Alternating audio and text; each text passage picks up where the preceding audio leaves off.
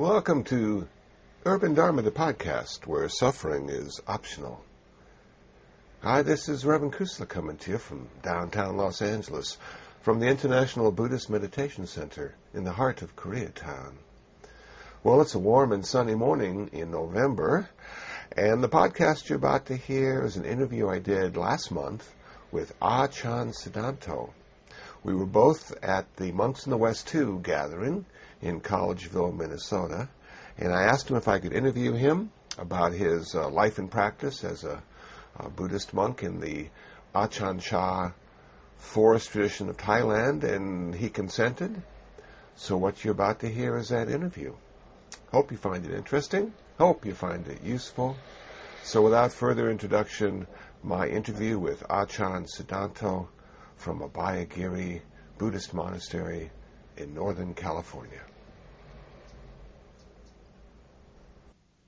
I'm sitting here with Achan Siddhanto, and I'm at the second Monks in the West conference in Minnesota, specifically Collegeville, Minnesota, and we are in St. John's Abbey right now.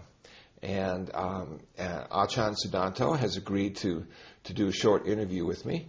And so the first question I have for you, Achan Siddhanto, is have you always been a Buddhist, or did you convert?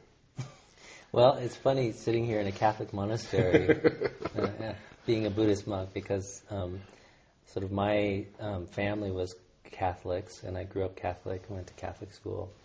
But like many people in my teenage years, kind of that sort of lost some of its meaning. And I enjoyed, as a youth, being Catholic, and I was fairly active in the church and was an altar boy and all those good things. Mm-hmm. And it was a positive experience for me. Mm-hmm. But I couldn't make it relevant as I got a little bit older. Some of the questions that naturally come up in life were hard for me to answer, and the people immediately around me couldn't answer those in a satisfactory way, and so religion became a bit irrelevant for quite a period of my life. And what was it about Buddhism that sort of made sense to you? Was it immediate? You heard some of the Buddha teachings of the Buddha, and you said, yeah, that's the kind of truth I've been looking for? Or was it a gradual? It was really gradual. I mean, I really didn't become reinterested in Buddhism or religion until I was in college. And when I was in college, I sort of read quite widely all kinds of things, and literature and books that had some sort of quest for meaning and truth were something that sort of stood out and appealed to me. And also I studied world religions somewhat. I was an art major, so I took a lot of art history, and one of the classes I took was Indian art history. And through that, you study the religions that were prevalent in India, namely the Vedic traditions, or Hinduism, Buddhism, and Islam. And in the context of an art history course, you don't go into those in depth. But I had a great interest in Eastern religions, and that gave me a bit more of a push to kind of start reading and understanding more, in particular sort of Hindu teachings and Buddhist teachings. And I did a lot more kind of reading, and I was very interested in particular the theology of that, and those religions of the East, as well as the promise that they held in terms of an individual who's seeking kind of deeper meaning and truth in life, has an access to a set of practices, in particular meditation and yoga, that can help further that sort of search for meaning and truth. And it's in that context that I, sort of just gradually started to read and study and become a bit more exposed to those things. And then after I did a little bit of a training in yoga at that time, and in my yoga class we learned a little bit about breath meditation. And Fortunately, I had a good experience with it. Oh, good. I wasn't a good yogi, and I wasn't a good meditator. Yeah. But I was able to sort of recognize, sort of after one of my classes one day, that I felt energized and centered and kind of balanced in a way that I'd never felt before. And in that kind of context, I sort of got a sense of inspiration and faith that there really was something to those practices of yoga and meditation. And I made a determination, okay, I'm going to find out more about this. And this is something I need to really explore. Now, you're ordained in the Ajahn Chah forest tradition of Thailand. And with all the different kinds of Buddhism out there, it's almost, if you're a Christian, there's so many different kinds of Christianity. If you're a Buddhist, there's so many different kinds of Buddhism. What drew you to investigate and eventually become ordained in the Thai forest tradition? Well, that's a good question. Especially in America here, it's as if all these kind of spiritual traditions now are available and open to us, and it's almost like walking down a supermarket aisle and trying to pick out the right cereal for your breakfast. Exactly. Yeah. And that's kind of a daunting position to be in. But my own story, it was one where it was just really natural progression. From being interested in Buddhism and Hinduism. After I finished college, I went to India for a period of travel and looking for places where I could sort of train in those traditions somewhat. And just as I was traveling there, my focus became more on Buddhism. I met some Buddhist monks, learned about opportunities to train as a Buddhist monk, as a Westerner, which is something I hadn't any idea that was something I could do. Yeah. And then after about a year of traveling around, I went to Thailand to specifically to sort of take up a more deeper practice. Not yet to be a monk, although I knew that was something that I was interested in and a possibility. But just to get really focused, just to get some real deep training in that. Okay. But was Thailand close to India? Is that why you went to Thailand instead of Burma, Sri Lanka, Cambodia? What was it about Thailand? Did you have a ticket for Thailand? Or you just wanted to go to Thailand? Two things. This monk that I had met, who was a Dutchman who had ordained as a monk in Sri Lanka and trained there for many years. When I met him traveling in India and talked to him about opportunities for Westerners to train and become a monk, he sort of said, "Well, you could, if you were interested, this is something you could do. You could ordain here in India. You could go to Sri Lanka. You could go to Burma, but probably the best place to go would be Thailand." Okay. And he said, "There's an international sort of monastery there, which is quite good, and the conditions in the country are quite good." And when you say international monastery, does that mean there were Westerners there? Yeah. Okay. Yeah. Okay. So as well as people from other parts of Asia, parts of Asia, and and during the time I was there, even from say Russia and South America, Central America. Okay. Yeah. So there's this, and then also as part of my travels, I spent some time in Hong Kong, and a friend of mine had a book of Ajahn Buddhadasa, who was a quite well-known Thai teacher, and he had a monastery, and they ran an international meditation center where they did retreats every month. And up to that point, I hadn't really found a particular teacher or community or place where I felt like this is where I want to go. This is it for me. And reading one of his books, I got a real sense of this is somebody I can trust, and this is a good place to get started. And by golly, I got to get down to this. Yeah. Because at that point, I'd been sort of wandering around and not really applying myself in a really focused and determined way. And this international center, was it the forest center? Was it in the forest? They had a forest setting there. That was Wat Suan Mok in the south of Thailand. It's fairly well known to a lot of Westerners who've practiced meditation. And what attracts you to the forest tradition? Because me, living in downtown Los Angeles, I have the forest of the urban environment, but there's like spiders and snakes and leopards and tigers and all sorts of stuff, along with rain And, it just sounds like a really difficult kind of Buddhism to do, and yet you're ordained in that tradition. What was it that sort of drew you out to the forest? Well, I gained inspiration and faith in Thai monks who trained and lived in that way. Okay. And so to get training, I went into that sort of situation. It wasn't something that was there was a lot of forethought to. Mm-hmm. It was just like, well, these teachers seem to know what they're talking about. Mm-hmm. I trust them. I'm going to go study with them. Okay. And then in that context, I got to know of this sort of forest-dwelling tradition of monks, which is something that has existed since the time of the Buddha.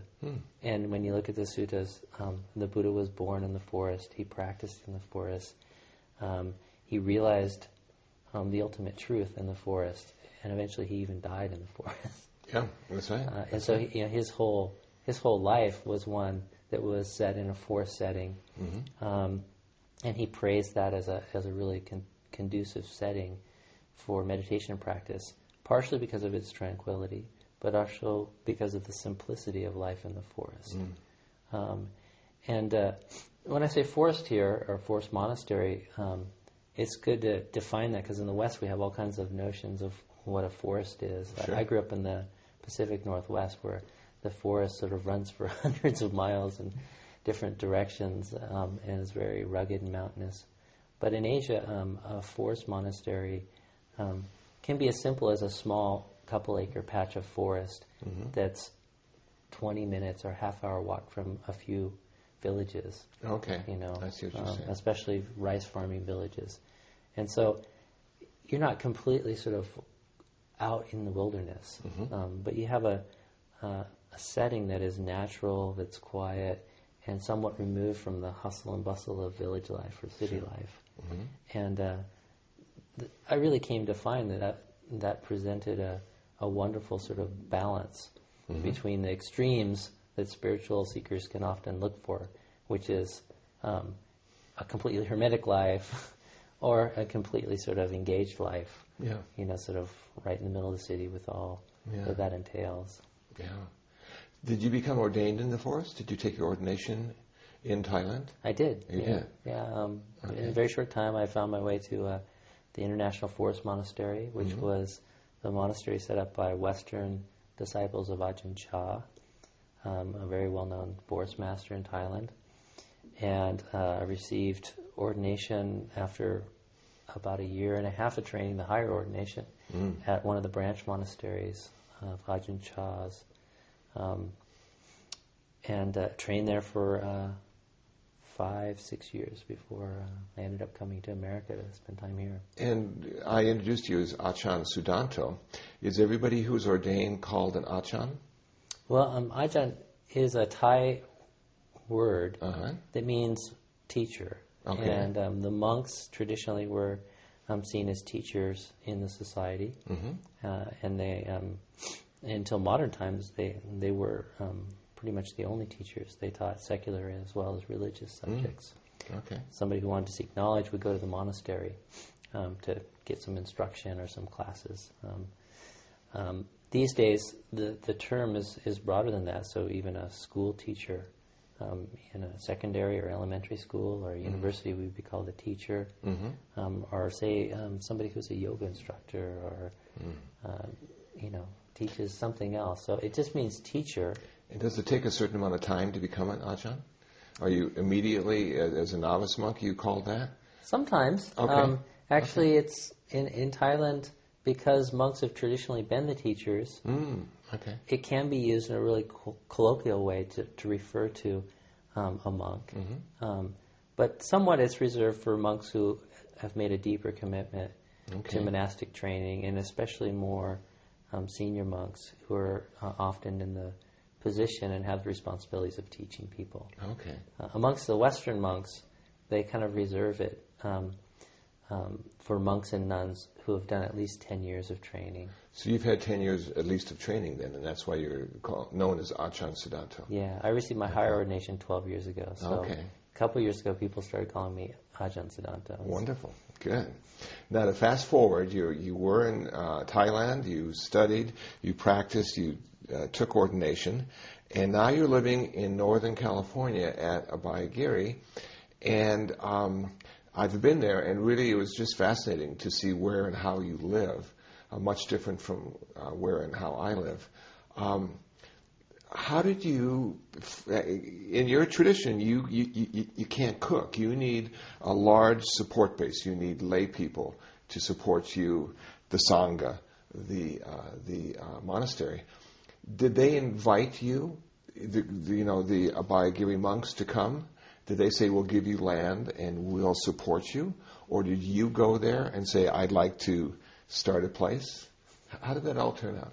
Well, I kind of joined Abhayagiri Monastery sort of in progress. Okay.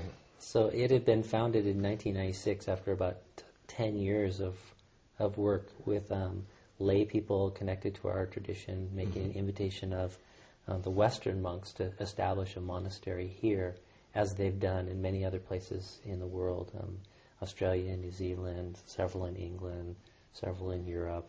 Now there's some in Canada. So they wanted one here in America. They didn't want to have to go to Thailand or England or Australia every time they wanted to visit a monastery and get some teachings from monks. And so they developed a foundation, and the monastery was already up and running for a couple of years by the time I came here. And was it your choice to go there, or did somebody invite you to go there? It was really both. I mean, we have quite a lot of freedom to move between communities. Okay. But how I came to Abhayagiri was, I'd been in Asia for quite a few years training, and sort of talking to my teacher, he suggested that I might like to come to America and spend some time with Ajahn Pasanno so I could be a bit closer to my family and visit my family. Ajahn Pasanno is the co-abbot of Abhayagiri, and he was also the abbot of the monastery when I first joined the monastery in Thailand. I see. So I had a previous connection with him, and it was very both easy and interesting, to come over, to come back to America, and to live and train under him in this emerging new monastery that they were building in Northern California. And we were talking earlier in the week that the last year or two has really been devoted to building and making it larger and more accessible, and more cabins have been built for future monks or current monks visiting. What have you learned being a monk in Northern California? You know, you're an American. You went to Thailand, became ordained, but you came back to America, and gosh knows they have plenty of monks in Thailand. And it's nice to have more monks in America. But what have you seen now after your initial ordination, and now you look back and you 12 years, and you say, what have I learned? Is it profound? Is it simple? Is it deep? What are some of the things you've come to recognize as being truth? Well, that's kind of a broad question. Yes, it is. But you can pick any one of those parts. I can pick any one of those parts. Any one of those parts. One of the first things you were talking about was maybe what did I learn here in America as opposed to maybe studying and training in Thailand. Okay. Yeah. What some of the differences are. Yeah. And I really sort of, after training for several years, don't look so much to the particular environment as being so important, because the practice of Buddhist monasticism and on the deeper level, the practice of the Buddhist teachings are something that you just make do with wherever you are, the conditions that are there, and do the best you can to apply yourself to putting those practices into use for spiritual maturation and growth. Okay.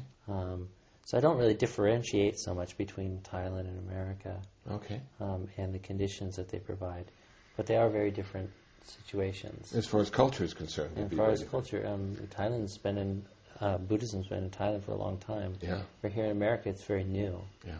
So there's a kind of different energy around being a Buddhist monk in America. One, in Thailand, being a Buddhist is to be in the majority. Sort of well over 90% of all Thais consider themselves Buddhist. Okay. And when living in Thailand, I'm just one of 150,000 monks. Sure. Sure. Here in America, I'm one of a very small kind of grouping of one of the most extreme religious minorities. Yeah. You could say. Yeah. But it's one that over the last several decades has attracted some attention and prominence. And now we have even people that are building monasteries and training to be monastics here in the West. Has your practice changed over 12 years? Or are you still doing the same practice you did 12 years ago? It has, and it hasn't. Okay. The way it hasn't changed is a large part of the practice that we do at Abhayagiri is very similar to what we do in Thailand. We have a regular schedule. We get up early in the morning. We meditate. There's some time to sort of do chores and building work in the monastery, maintenance work. We eat communally. We have several hours a day where we're practicing by ourselves in our hut in the forest. We meet again in the evening and have some discussion about the Buddha's teachings, a reading from a book while we have a cup of tea. And then we have another evening meditation and chanting session. We go back and practice and sleep in the forest in our huts. And we do that in Thailand, we do that in America, we do that in England, we do that wherever we are. Yeah, yeah. In the forest, in the city. Yeah. This is how we live. So that part hasn't really changed much. And all the teachings of the Buddha are practiced wherever we go. Okay. The part that's probably changed is something that's more superficial. It has to do more with, in Thailand, there's a wealth of monasteries and monastic communities, and in America or in the West, there's very few. Yeah. And so, one thing that's quite different is there's a lot more energy put into teaching, writing and publishing books, websites, connecting with the other sort of faiths and religions that exist here So in it's the sort of a West. real strong emphasis on education. People coming wanting to find out about the Dharma. So you make books available, you have retreats. People can come and hear Buddhist monks talk about the Dharma. Yeah. Yeah. Yeah, in Thailand they come to the monastery. Yeah, sure. And also there's so many monasteries and so many monks that sort of people that have a real strong interest that kind of work is shared out. Yeah, more and it's broadly. been there for such a long time. Yeah. There's so many more monks over there that the Buddhism to a lot of Americans, a lot of Westerners, a brand new religion for them. Yeah. Never even thought about it. So I bet you get a lot of people who just don't even know the basics. And, what are the Four Noble Truths? What's the Eightfold Path? Yeah. And you start right at the beginning with them, huh? We start right at the beginning, or we start where they are. Yeah, we start where they are, exactly. So, some people have been, practicing meditation maybe for a long time and have some exposure to Buddhist concepts, but maybe not kind of real foundational sort of Buddhist teachings.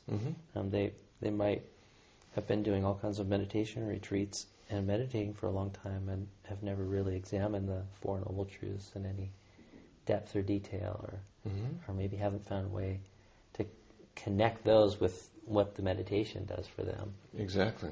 And so that is a big part of the teaching that we do. And then also one of the other big differences is developing monasteries and monastic communities in the West. It takes a lot of our energy. Yeah, yeah. Planting the seed, huh? Yeah. That's good. Now, you have a website called abhayagiri.org. Is that the www.abhayagiri.org? That's it. That's it. And on the website, you have Dharma talks available for free download, if I'm not mistaken. And do you have books in PDF as well? Yeah, we have ebooks. Okay, you have ebooks? Yeah. Okay. So a lot of the books that we've published over the years, we've sort of put into electronic form. Okay. So a lot of them are available in HTML, so you can just read them on the website. And then we've also put many of them into PDF form so people can download them and print them out or read them. Mm-hmm. And then the audio files, MP3? Yeah, so a lot of the teachings and talks that are given at the monastery we put up on our website too, so people can listen to those or download them and save them. And for people listening to this podcast who may be close to California or thinking about coming to California, how often do you open your center monastery for public retreats? Do you have them on a regular basis, public teachings, where people can come and listen in person? Well, we have, the monastery is not really a kind of closed resource. It's a public and an open resource in Buddhism. And so we always are open to the public year-round. And we have different ways that we share the monastery with people. We have public talks twice a week, once on the lunar quarter, which follows the kind of quarter phases of the moon, and then also on Saturday nights. But also the monastery is open all the time, so we have neighbors and people that live in the area who come either on a daily basis or an occasional basis to join in our meditation. One of the other common ways people participate in the monastery is they'll come for a residential sort of stay. We don't have retreats at the monastery, public retreats, but there is an opportunity for people to come and stay in the monastery for a night, a week, a month, or even longer. And so people contact us from all over the country. So the best way to find out about that would be to contact your monastery through the website and see what the availability is, that type of thing? We don't have lots of space for visitors. That's what I was thinking. So we can't take drop-ins. Yeah. But if people are interested in visiting, then we usually advise them to look at the website first and read about what visiting the monastery entails. So there are pages up there they can read to give them good facts about how to appropriate behavior, where to park the car, that kind of stuff. And what to expect, what to bring, what not to bring. Okay, good. And then there's an email address of the guest monk. So one of the monks in the monastery has the job and the responsibility of coordinating all the guests coming and going and setting up accommodations for them and answering all the questions that they have about coming and going and what's on offer at the monastery. Excellent. So we always encourage people, go to the website, read the information that's available there, and then if you still want to come, use that email address. Okay, I like that. Now, I've been looking at my watch, and I know there's something planned in just like 7 minutes. So I don't want to keep you from that, but I want to thank you for taking the time at this conference to sit down with me and just do this really quick discussion, chat on your life as a monk. And hopefully people listening to this found it interesting and useful. And if they're curious about Abhayagiri and the Forest Thai tradition, www.abhayagiri.org. Could you spell Abhayagiri for me? Yes. So, ABHAYAGIRI.org. Okay, thank you very much. And I want to thank you in a special way too, Achan Siddhanta, because I remember clearly a couple years ago we were at a monastic conference and you came up to me and you said, Kusala, have you ever heard of podcasts? And I said, well, sort of. And you said to me, well, have you ever thought about doing one? Because I think, maybe the way you talk about Buddhism or that kind of stuff would be interesting to people. And I thought about that and figured out how to do it. So it's really all because of you that Urban Dharma, the podcast, find its way into reality. So I want to thank you on a personal basis for giving me that suggestion and encouraging me. Well, you're most welcome, and I'm glad you've taken it up because I do think people really appreciate your take on Dhamma. Oh, thank you. It's good. And again, thank you again. And I guess until we see each other later on this afternoon, have a good afternoon. Thanks. You too. Well, that's it. That was my interview with Achan Siddhanta, a monk at Abhayagiri Buddhist Monastery in Northern California. Hope you found it interesting. Hope you found it useful. If you'd like to know more about me, please visit my website, kusala.info, Kusala.info. If you'd like to hear more interviews and Dharma Talks, please visit dharmatalks.info. That's dharmatalks.info. A lot of free ebooks for download at buddhabooks.info. That's buddhabooks.info. So until the next time, until the next podcast, be happy, be peaceful, and most of all, be free from suffering.